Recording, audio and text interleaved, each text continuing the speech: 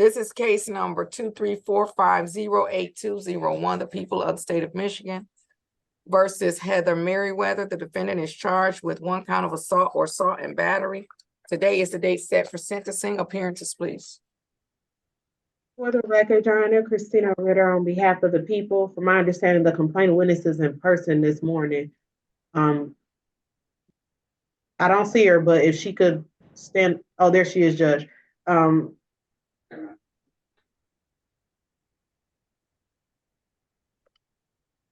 Ms. Griffin, can you state your name nice and loud for the record, please? Betty Ann Griffin.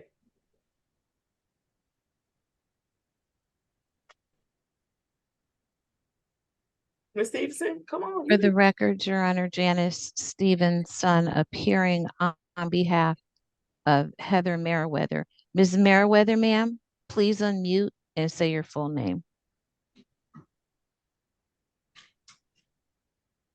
Heather Merriweather. What's your middle name, Ms. Merriweather? Heather Marie Merriweather, I'm sorry. Thank you. Today is the date set for sentencing. The court has had an opportunity to review the pre-sentence report. And with respect to the report, are there any additions, deletions, or corrections on behalf of the people? Judge, the people had an opportunity to review the pre-sentence report. I don't see any additions, deletions, or corrections on our end. On behalf of Ms. Merriweather, Your Honor, we've had the opportunity to review the pre-sentence investigation report, and we do offer the following correction. Well, actually, Your Honor, at this time, we have no additions, corrections, or deletions, and Ms. Merriweather does stand ready for sentencing. With respect to sentencing, anything on behalf of the people? So, Your Honor, there was a plea agreement for a recommendation of a term of probation, 24 weeks of anger management, no contact with the complainant witness, Ms. Betty Griffin, and restitution for any medical out-of-pocket expenses that Ms. Griffin may have incurred in result of this incident. And on page 4, there is a victim statement from Ms. Griffin. And she is in person today, Judge, so I would just defer to Ms. Griffin if she would like to make a victim impact statement orally to the court. However, I don't see any restitution information, and I'm looking through my notes, Judge, and we didn't receive any restitution information, so I would defer to Ms. Griffin if there is any medical expenses that she has that could be tendered to the people so that we could see if it qualifies for any restitution. And at this time, Judge, I would turn it over to Ms. Griffin if she would like to make her victim impact statement to the court at this time. Ms. Griffin, did you want to make a statement to the court? Yes, Your Honor. Come up to the podium, please.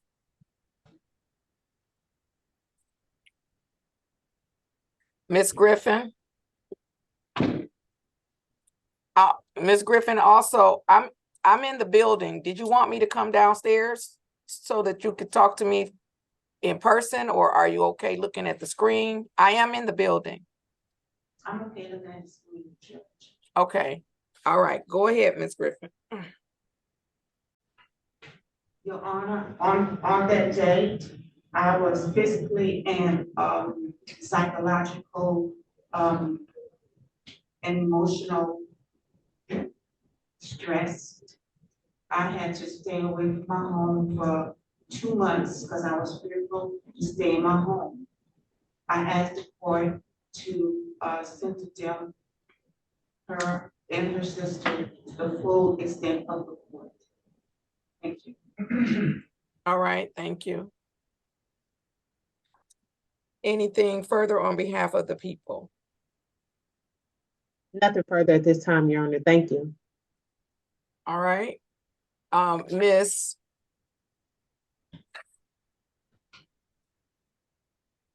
I'm sorry. Ms. Griffin, you can actually have a seat. You can go back and have a seat on the front row. Thank you. Okay. On behalf of the defense. Thank you, Your Honor. So in the police description of the offense, the information contained there is consistent with that which is in the police report with in terms of the location to which the police responded.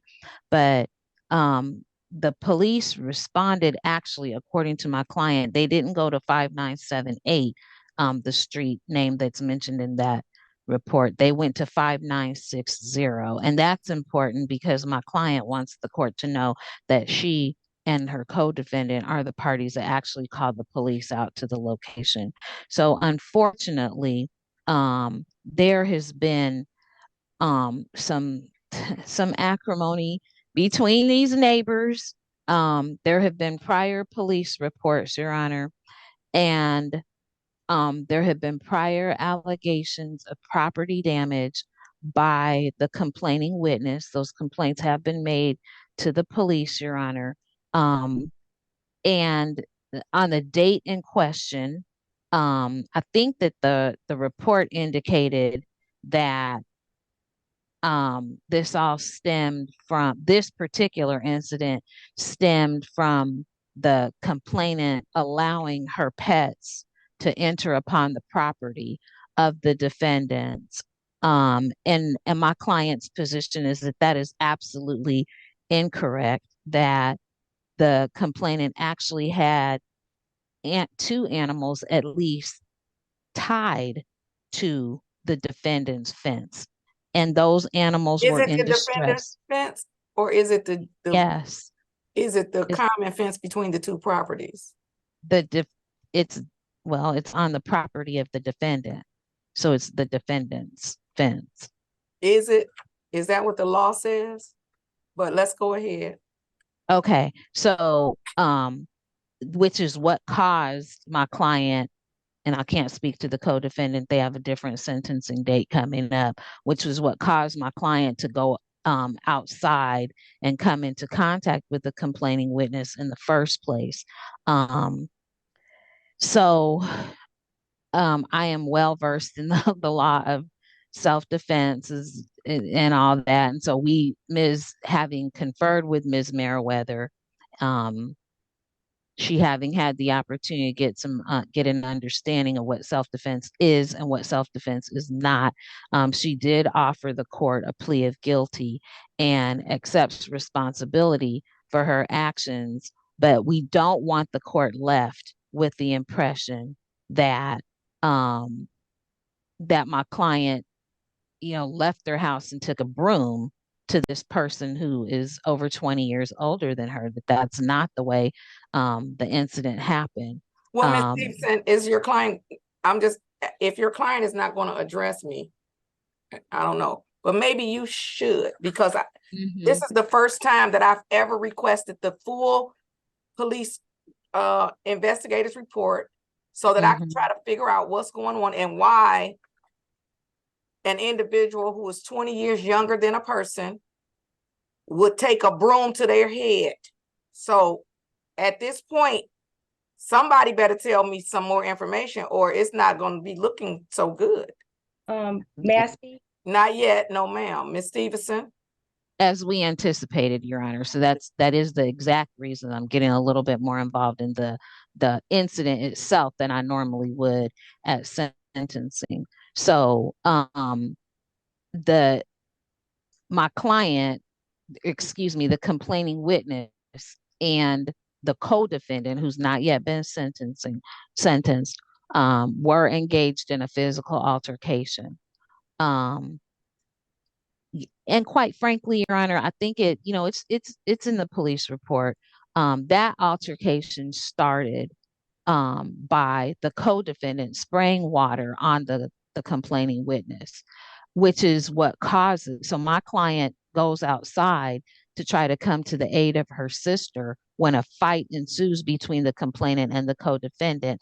And because the co-defendant is actually the person who started that altercation, we believe that a self-defense claim or a defense of others claim would fail. So And I'm so sorry, Ms. Stevenson, I hate to interrupt. I do apologize to the court, but Judge, I would just object to Ms. Stevenson getting into the facts involving the co-defendant, because actually I don't even think that co-defendant has been set for sentencing. I don't think they took a plea. What, but that don't have nothing to do with this. Okay, It's, mhm. okay. So, for those reasons and some others, we decided that the best, the most lawful option would be to go ahead and offer the court a plea of guilty. Um, so, but Ms. Meriwether did not leave her home. She didn't come outside of the house even to aid her sister armed with a weapon.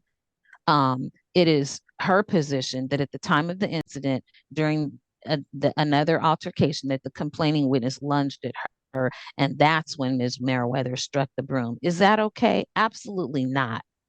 It isn't. And that's why Ms. Meriwether did offer the court a plea of guilty.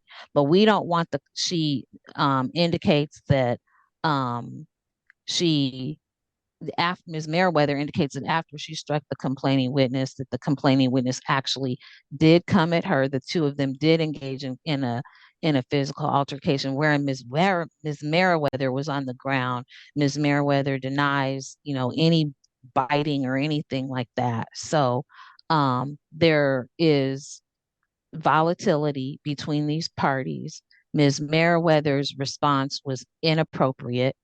Um, she is here to take responsibility for her actions. We're not going to object to, actually, it was the plea agreement, an extended period of anger management.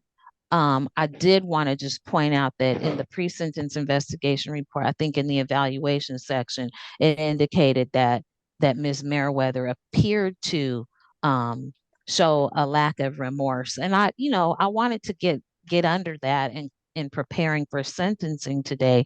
And her expression to me was that she is very remorseful. She'll explain that to the court. But her affect may be dulled a little bit by the fact that this has just been an ongoing problem with this neighbor, that it's just been so much back and forth. And she is very, very, very frustrated with the situation. And for that, the longer anger management course probably is in order. So we just don't want the court left with the impression that my client kind of leaves out of the house and starts swinging at this woman with a broom and goes upside her head or anything like that, because the facts just are more complicated than that. The end result, which is why we chose to offer the court a plea of guilty rather than proceeding to trial, is that Ms. Meriwether should not have, she misjudged the situation in moving out. She believed initially to aid her sister, that had she known that things were not the way she perceived them, she may have engaged in a different course of action. And she has expressed remorse to me. I hope she will do that to the court this morning about the entire situation, about placing herself in the position that she's in right now. And she's ready to make amends, Your Honor. Okay, before I move to your client, didn't we, Miss Rivers looks like I saw, did you all speak to Miss Rivers? I had a plus sign initially before Miss Rivers. She left and came back, but I recently got some information that I want to share with her, which is why I didn't put the plus sign on back in front of her name, Judge. All right. Those who I've just let in the courtroom, please accept to join the breakout room and wait for the lawyers to come in to speak with you. Do not leave the breakout room until you have spoken with a lawyer, and please do not request my assistance in the breakout room. Wait in the breakout room until the lawyers come in to speak with you.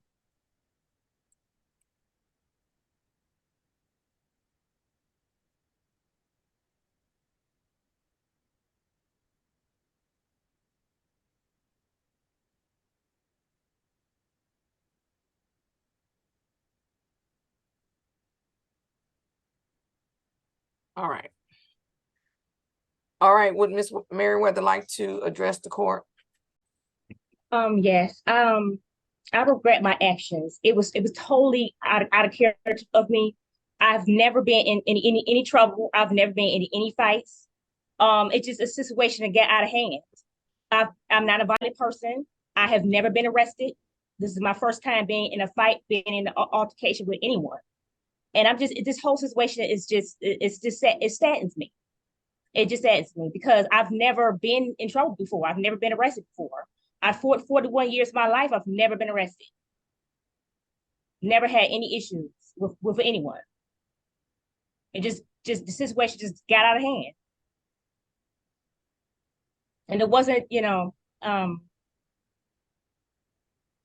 oh, am I muted? No. No, you're talking. We hear you.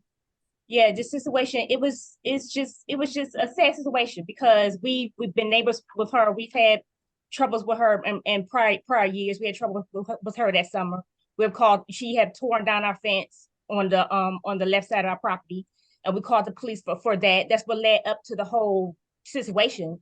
The whole situation with the incident is she tore down the fence on the left side of our property. So it was a wrought iron fence. She pulled that up out the ground.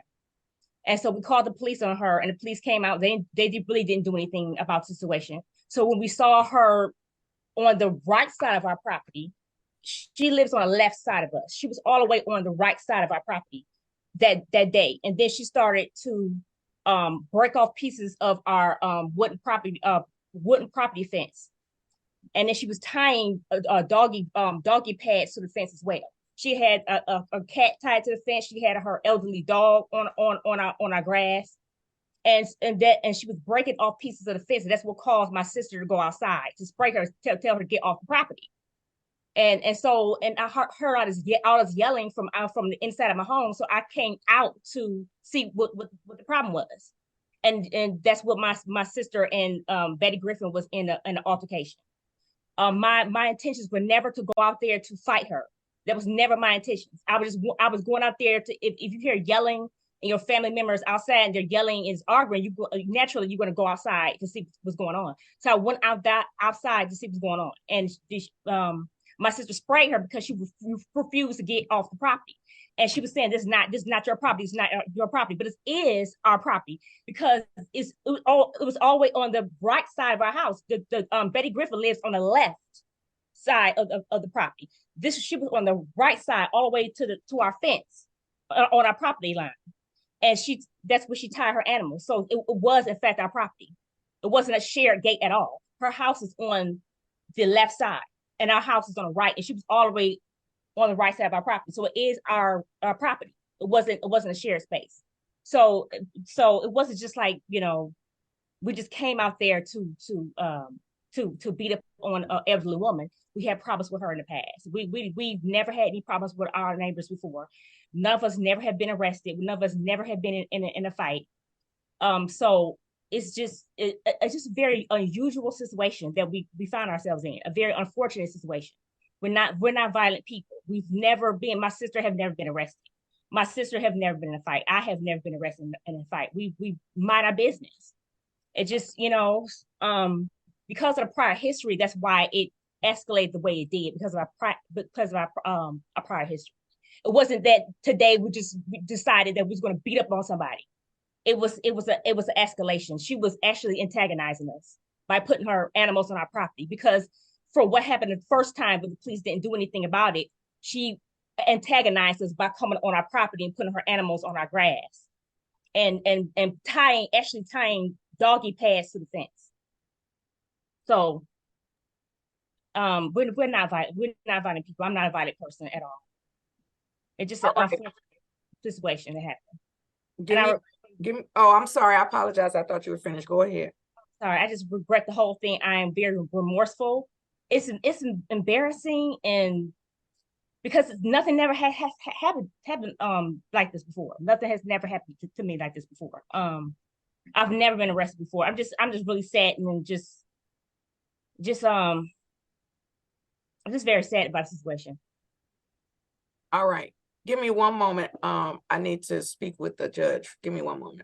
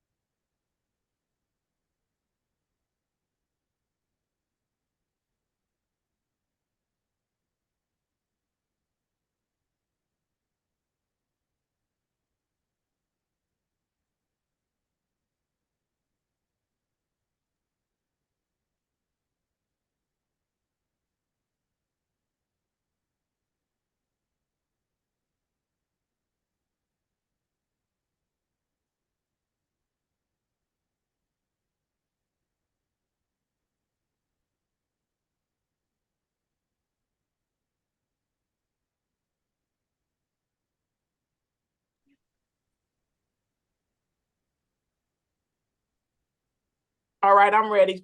Please excuse the interruption. All right, so the court has had an opportunity to review the pre-sentence report, the investigator's report, to hear counsel, to hear the victim, and to hear from the defendant. I usually say I'm ready to impose sentence, but I'm not probably all the way ready, but I'm going to go ahead and impose sentence. And of course, we all probably, know that I'm disgusted by this, that this is not right. And I understand Ms. Merriweather is saying that she's never been in trouble before. The situation got out of hand. Ms. Griffin is coming not on the property that abuts, not on the common property line, but she's coming on this other side. And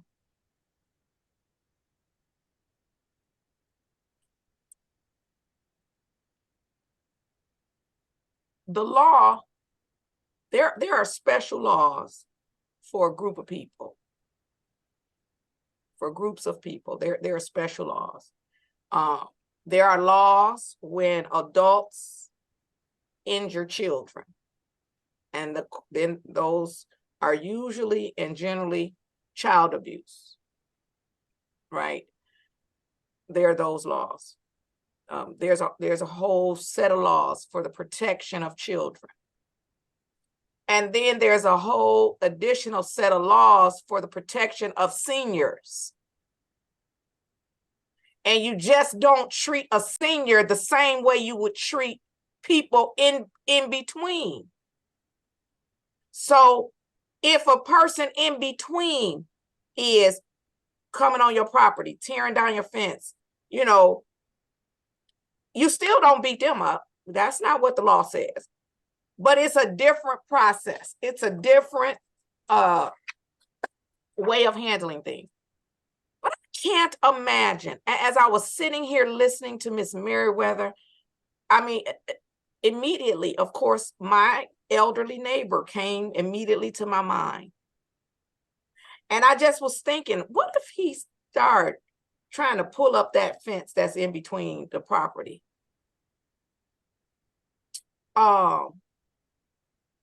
What if he started tying his animals and came around to the other neighbor's yard and was tying his animals? Or what if he tied his animals right here at the part where we can both, sort of enter and exit our property from this one area? And I was thinking, I would immediately try to get in touch with his children.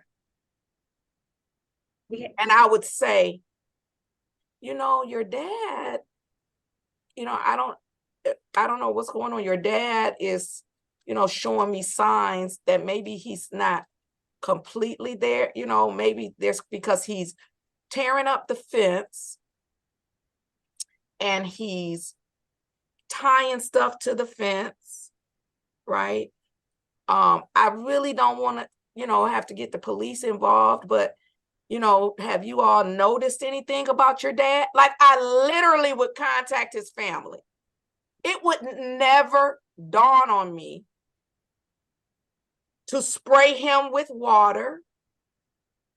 It would never dawn on me to engage him physically.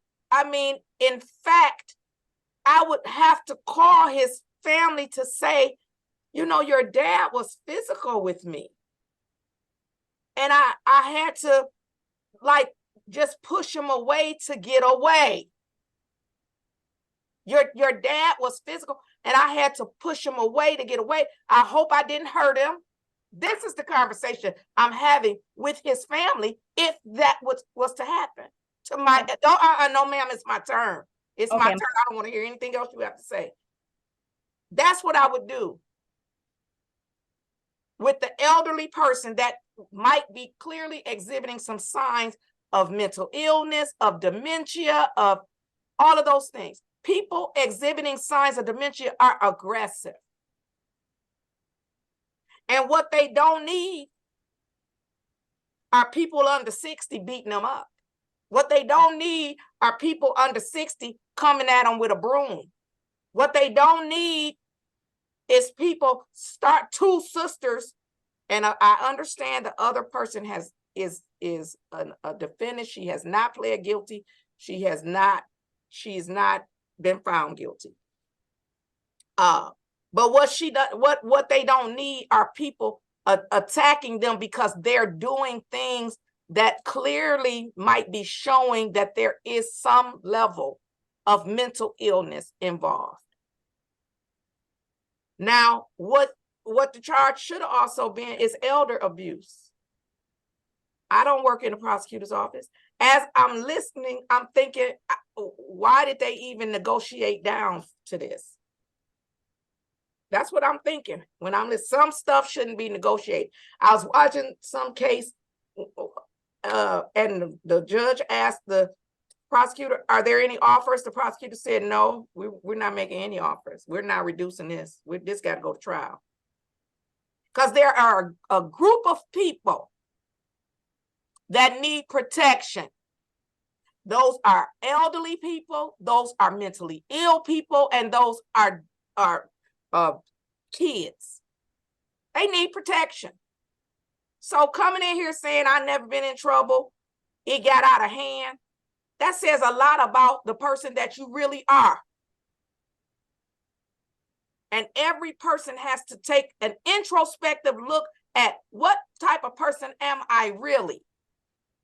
Because it doesn't matter what type of person you are when the is going good, when nobody is bothering you. It doesn't matter what type of person you are when a person who when your neighbor is a beautiful neighbor. It doesn't matter what type of person you are, but when your neighbor is not the nicest neighbor, when your neighbor may be exhibiting some signs of some type of mental illness, distress, or just downright mean. If your neighbor is just downright mean and they're a senior citizen, just stay in your house. Call the police, get a camera. Let the family know, listen, I don't want to have to put your mother in jail. But if she keep doing this stuff right here that's on my camera, I'm going to have to put her in jail because I want the quiet enjoyment of my property. But what we don't do is beat up the people. I remember my mother living in a place, and my mother is hard of hearing, real hard of hearing. That's why I talk so loud. That's why I don't care what people say about how I talk. I don't care. I could care less. They don't know my story. My mother is hard of hearing. She never wore hearing aids until way, way later. So we always talk loud because she needed to be able to hear us. And she wasn't going to admit it was her. So we got to talk loud. And then she moved into a place and she plays her TV so loud because she couldn't hear. And her neighbor upstairs, I don't know if he thought she was doing it on purpose or not, but he started in the middle of the night to get back at her, banging on his floor with something, banging on his floor. And so me and one of my big nephews, we had to go upstairs and let the man know, listen, you know, she's hard of hearing. She's not doing it on purpose. And if you keep banging on that floor, it's going to be a different type of situation. So stop banging on that floor. We're going to work with her to get the TV lower. We're going to try to see if we could get her hearing aid adjusted, but you're not going to keep banging on this floor, scaring our mother and our grandmother. You're not going to keep doing that.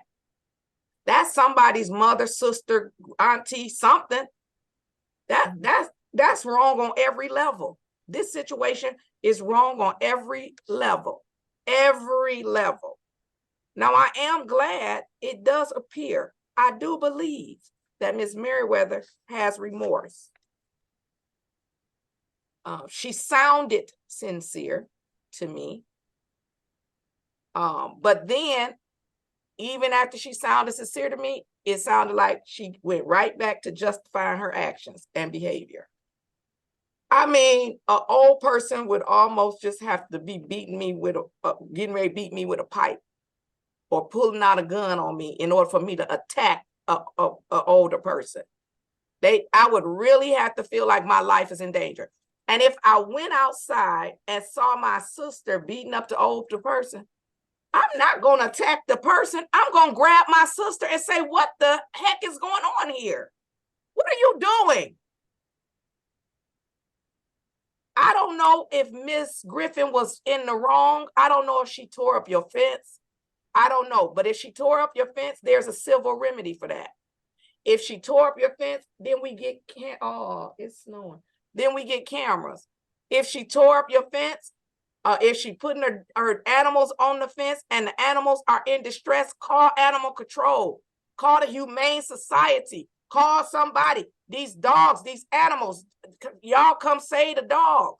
Come save the animals. Right? Okay. So I've said my piece, but this is horrible. Let me just say that to you. This is horrible. The court is going to impose the following sentence. Ms. Griffin, she asked me to impose the maximum extent of the law. I'm not going to. This is your first offense.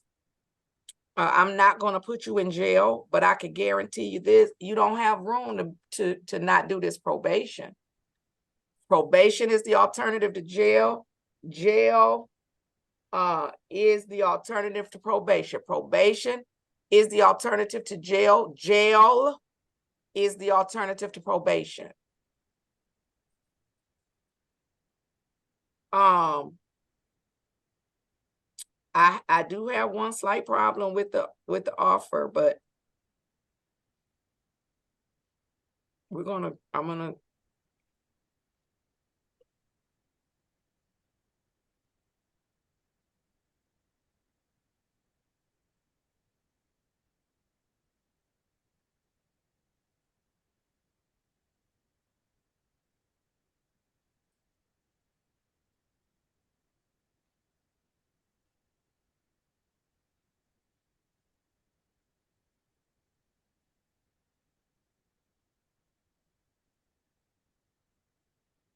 all right. The people's offer was 771 if eligible. They had no objection. Probation, even though they put eligible for 771, they recommended 15 months probation. The court is going to do the following. I am going to okay. So the statute indicates that the court cannot delay sentence longer than 12 months. This is what I'm going to do. I'm going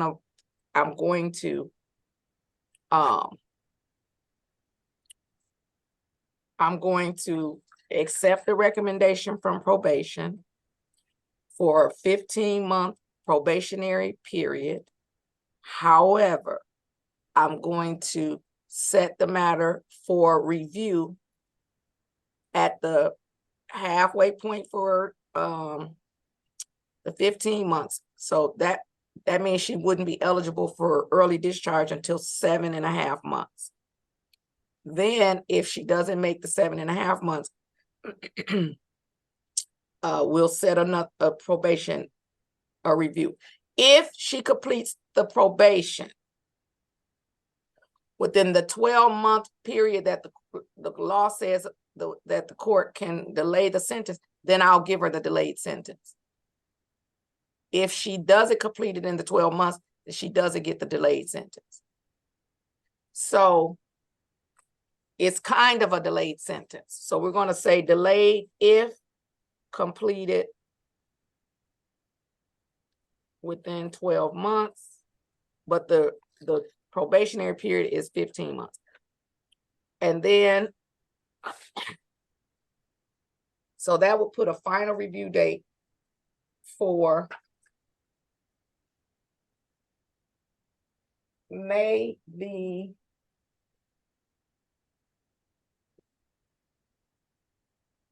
15th of 2025.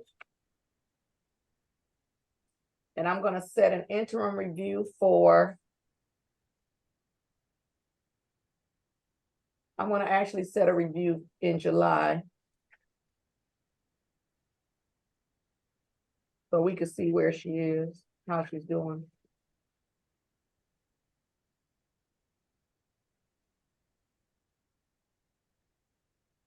July 3rd. Strike it, July 3rd, July 3rd. At 10 o'clock. The following terms and conditions: you shall not violate any criminal law of any governmental unit. You must not leave the state without permission of the court. You must make a truthful report to probation on a monthly basis and notify probation immediately of any change of your address, phone number, or employment status. You will pay $210 mandatory cost, a $100 attorney's fee, a $400 fine, no restitution, supervision fees at a rate of $35 per month.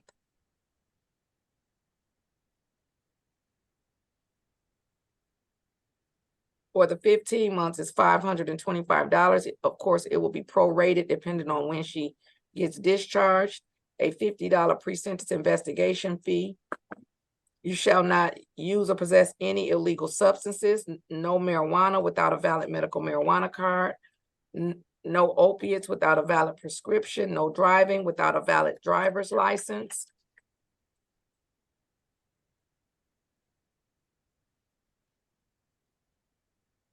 Absolutely no contact with the complaining witness. Ms. Griffin, that means you can't go on their property, ma'am. You cannot go on their property.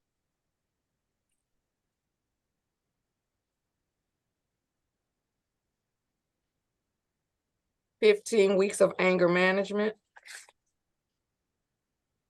I'm sorry, 24 weeks, excuse me.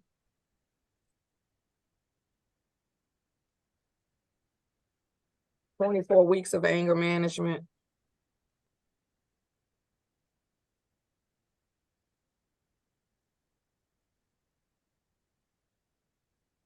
I was debating with respect to the mental health evaluation, and I'm not gonna order it just at this time. I'm not gonna order it. I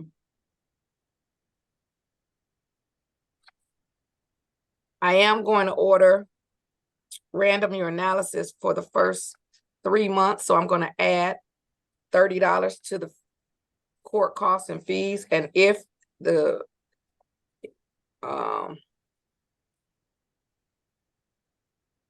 if there are no positive tests, then probation can on its own stop the testing. She doesn't have to test after 3 months if there are no positive tests. Pay any outstanding tickets with 36th District Court. According to the report, you have none. Clear up any warrants. According to the report, you have none. And the total fines, costs, and fees are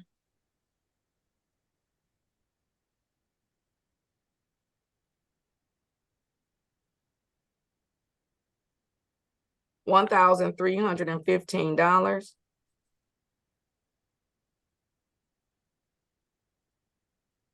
Of that $1,315, oh wait, did I add the 30? Hold on, I'm sorry.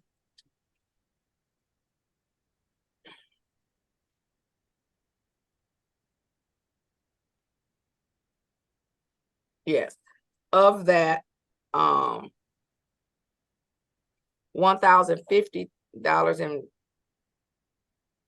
I'm sorry, $1,053 would need to be paid at by the halfway point to get discharged. And again, if she finishes within the 12 months, then the court will delay the sentence and dismiss the matter off of her record. We will mail a copy of this order to the Devonshire address, and probation will contact you at the phone number ending in 7701. Anything further? Judge, thank you. Nothing on behalf of Ms. Meriwether. Thank you very much, Your Honor. Oh, wait a minute. Hold on. Why I can't hear you? But because I had the whole thing on mute. I'm glad y'all wasn't trying to say nothing to me. All right, Ms. Stevenson, anything further? Nothing on behalf of Ms. Meriwether. Thank you very much, Your Honor. Ms. Ritter? Nothing from the people, Judge, thank you. All right, then we're all set. Have a great day and stay safe. Okay, thank you. You're welcome.